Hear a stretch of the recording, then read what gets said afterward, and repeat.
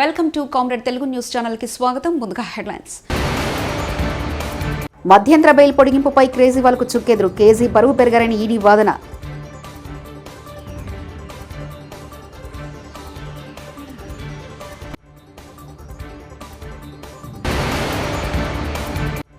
Vivekananda rock memorial వద్ద తిరువళ్లూరుకు నివాళులర్పించిన ప్రధాని మోదీ తన ఏకాంతవాసును ముగించారు.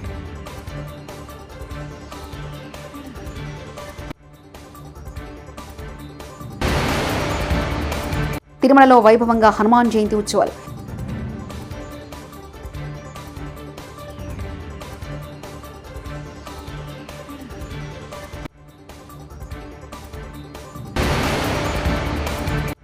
విదేశీ పర్యటన ముగించుకొని కుటుంబ సమేతంగా సీఎం వైఎస్ జగన్ ఇవాళ విజయవాడ చేరుకున్నారు.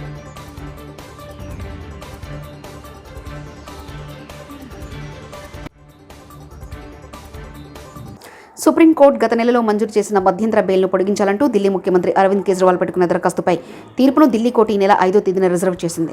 దీంతో ఈ నెల 2వ తేదీన తిరిగి తిహార్ జైలు అధికారులు ముందు కేజ్రీవాల్తో లొంగిపోవడం అనివార్యం కానుంది. శనివారం తమిళనాడులోని కన్యాకుమారిలోని వివేకానంద రాక్ మెమోరియల్లో ప్రధాని నరేంద్ర మోదీ తన 45 గంటల ధ్యానాన్ని ముగించారు. ఆధ్యాత్మిక పర్యటనలో భాగంగా ప్రధాని మోదీ కన్యాకుమారి చేరుకున్నారు. పూజ్యమైన హిందూ తత్వవేత్త స్వామి వివేకానంద భారత్ మాత గురించి దైవదర్శనం చేసుకున్నారని విశ్వసించబడే ధ్యాన మండపం వద్ద అతను ధ్యానం చేస్తున్నారు. ఇది లోక్సభ ఎన్నికల చివరి దశ పోలింగ్ ముగింపుతో సమానముంది.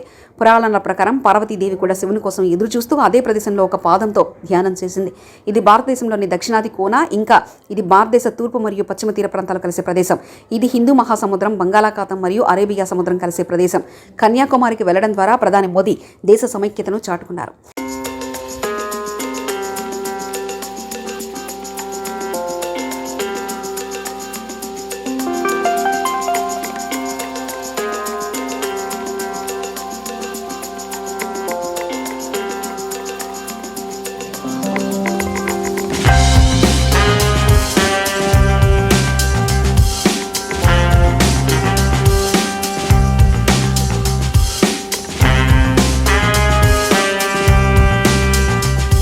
తిరుమలలో హనుమాన్ జయంతి ఉత్సవాలు తిరుమల తిరుపతి దేవస్థానం వైభవంగా నిర్వహించింది. హనుమంతుడు జన్మస్థలంగా ప్రకటించిన అంజనాద్రిలో ఉదయం బాలాంజనేయ స్వామి వారికి ప్రత్యేక పూజలు, అభిషేకాలను నిర్వహించి నైవేద్యాలు సమర్పించారు. అనంతరం శ్రీవారి ఆలయం ఎదుట ఉన్న బేడి ఆంజనేయ స్వామి ఆలయంలో ప్రత్యేక పూజలు, అభిషేకాలు నిర్వహించారు. జపాలి తీర్థంలోని హనుమంతుడికి అభిషేకాలు, నివేదనలు నిర్వహించారు. జపాలిలోని హనుమంతుడికి తిరుమల తిరుపతి దేవస్థాన తరఫున ఈవో ధర్మారెడ్డి పట్టు వస్త్రాలు సమర్పించారు. మొదటి ఘాట్ రోడ్లోని 7వ మైల్ రాయి వద్ద ప్రసన్న ఆంజనేయ స్వామి వారికి పూజలు చేశారు. తిరుమలలో ఈ నెల 5 వరకు హనుమాన్ జయంతి ఉత్సవాలను తిరుమల తిరుపతి దేవస్థానం ఘనంగా నిర్వహించనుంది.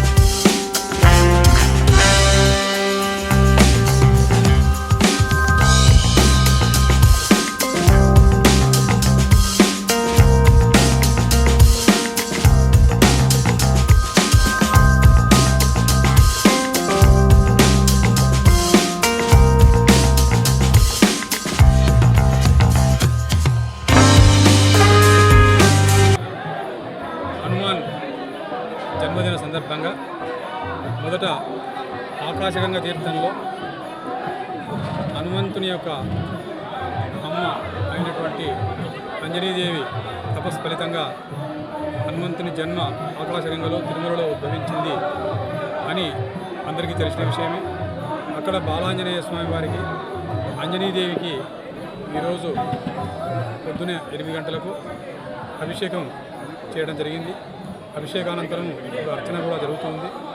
తర్వాత చాపాలి తీర్థంలో త్రేతాయుగంలో చాపాలి మహర్షి అయోధ్య నుంచి తపస్సు చేసుకోవడానికి తిరుమలకొండకు వచ్చి తపస్సు చేస్తూ ఈ చాపాలి తీర్థంలో హనుమంతుల వారు ప్రత్యక్షమై, ఆ హనుమంతుల వారి ప్రత్యక్షమైన సందర్భంగా హనుమంతుల వారి ప్రత్యక్షాన్ని పురస్కరించుకొని జాపాలి మహర్షి ఇక్కడ హనుమంతుని విగ్రహాన్ని ప్రతిష్ఠించారు.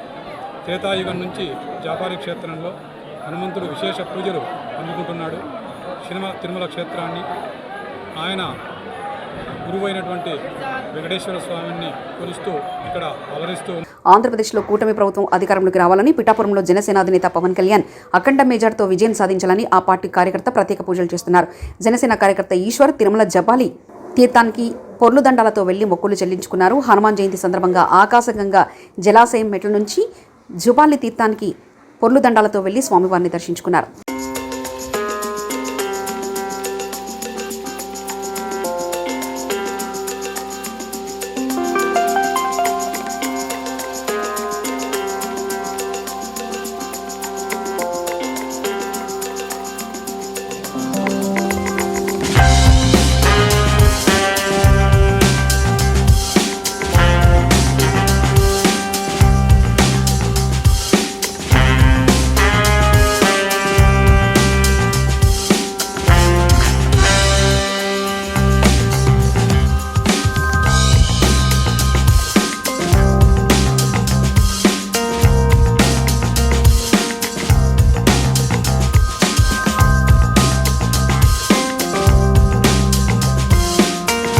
విదేశీ పర్యటన ముగించుకొని కుటుంబ సమేతంగా సీఎం వైఎస్ జగన్ ఇవాళ విజయవాడ చేరుకున్నారు. ఈ సందర్భంగా గన్నవరం విమానాశ్రయంలో సీఎం వైఎస్ జగన్ కు పలువురు మంత్రులు, ఎమ్మెల్యేలు, ఎమ్మెల్సీలు, పార్టీ నాయకులు, శ్రేణులు ఘన స్వాగతం పలికారు.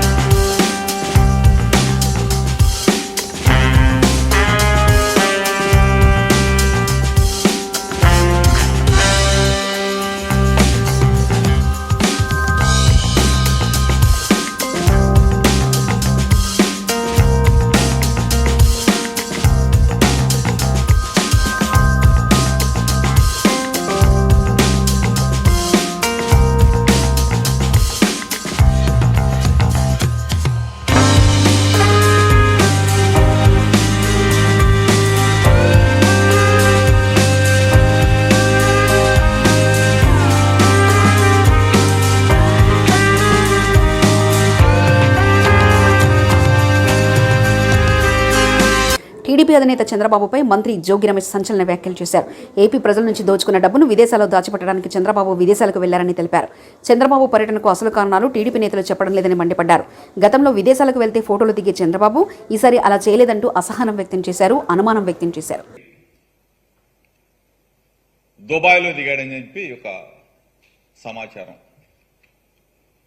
దుబాయ్ నుంచి 10 రోజుల పాటు అసలు ఏ దేశానికి వెళ్ళాడు, ఎక్కడికి వెళ్ళాడు?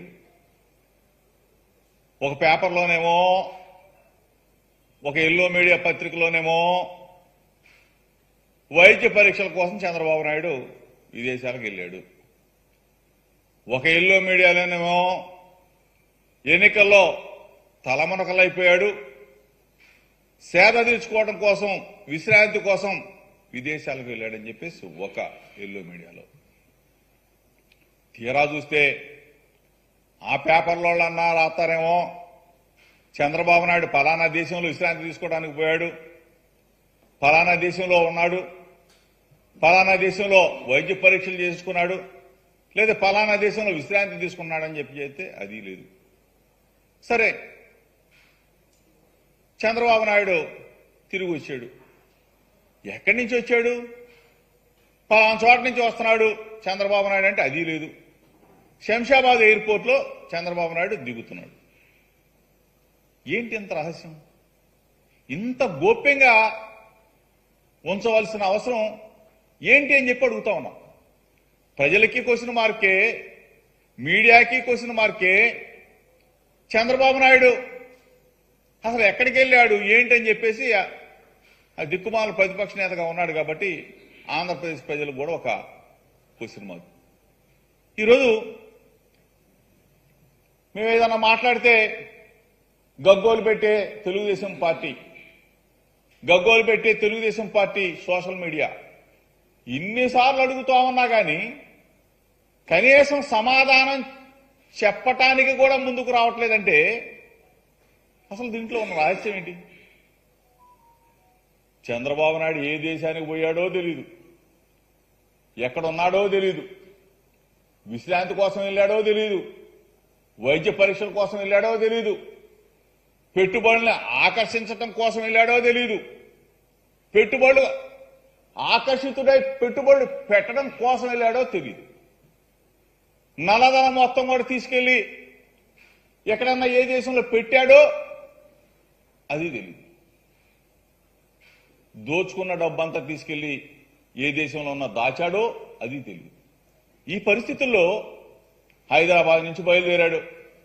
శంషాబాద్లో సంగారెడ్డి జిల్లా ఆందోళన పట్టణంలో శ్రీ భూనీల సమేత రంగనాథస్వామి దేవాలయం వార్షిక బ్రహ్మోత్సవాలు కన్నుల పండుగగా జరిగాయి. శుక్రవారం అంగరంగ వైభవంగా రథోత్సవ కార్యక్రమాన్ని నిర్వహించారు. రథోత్సవంలో బ్రహ్మోత్సవాలు పూర్తయ్యాయి. ఈ సందర్భంగా ఆలయం వద్ద నూతన రథాన్ని అందంగా అలంకరించి వేద పండితులు పూజలు నిర్వహించారు. 10,000 కోట్ల విద్యుత్ భారాన్ని జరం నెత్తివేసే కుట్ర టీడీపీ రాష్ట్ర వాణిజ్య విభాగం అధ్యక్షులు డుండి రాకేష్ మీడియా సమావేశం. జాగ్రత్తగా ఎలక్షన్ కమిషన్ పరిధిలో వారి ఓటన్నిటిని కూడా భద్రపరచడం జరిగింది. ఎవరికి ఓటేశారు, ఏం ఓటేశారు అనేది కొద్దిగా ఓపిక పడితే అందరికీ తెలుస్తుంది. మరొక 3-4 రోజుల్లో జగన్మోహన్ రెడ్డి అనే వ్యక్తికి కూడా తెలుసు ఈరోజు జనం ఆయనకి ఎందుకు ఓటేయలేదు, జనం ఆయన్ని ఎందుకు చేదరించుకున్నారు, జనం ఎందుకు ఆయన్ని వద్దనుకున్నారు. చివరికి కుటుంబ సభ్యులతో సహా వైసీపీ నాయకులు కూడా మాకొద్దు ఈ జగన్ అని ఎందుకు అంటున్నారో యావత్ దేశానికి తెలుసు, యావత్ రాష్ట్ర ప్రజలకి తెలుసు.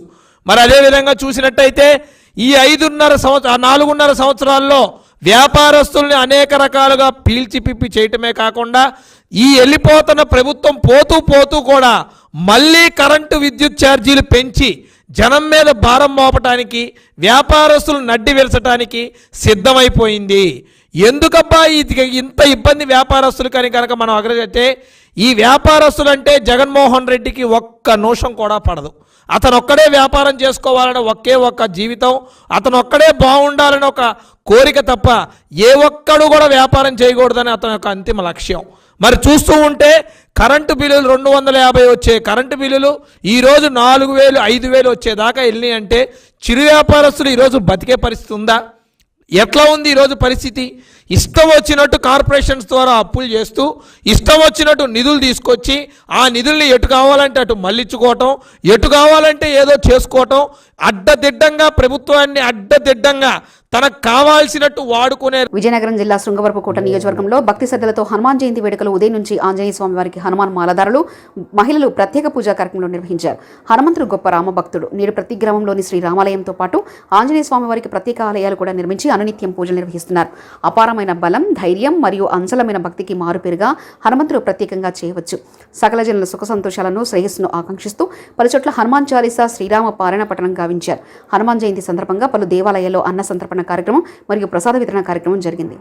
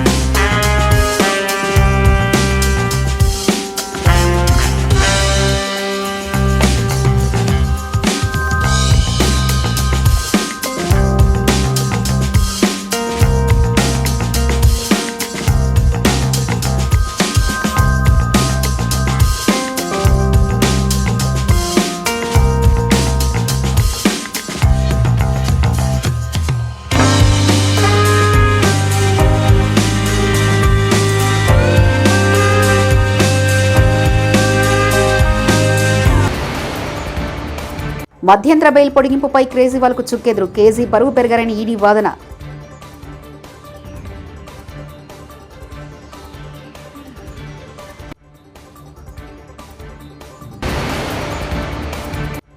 వివేకానంద రాక్ మెమోరియల్ వద్ద తిరువళ్లూరుకు నివాళులర్పించిన ప్రధాని మోదీ తన ఏకాంత వాసును ముగించారు.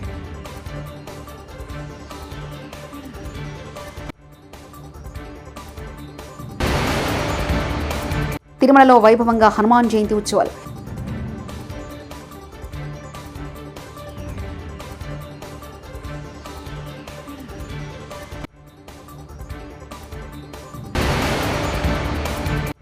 విదేశీ పర్యటన ముగించుకొని కుటుంబ సమేతంగా సీఎం వైఎస్ జగన్ ఇవాళ విజయవాడ చేరుకున్నారు.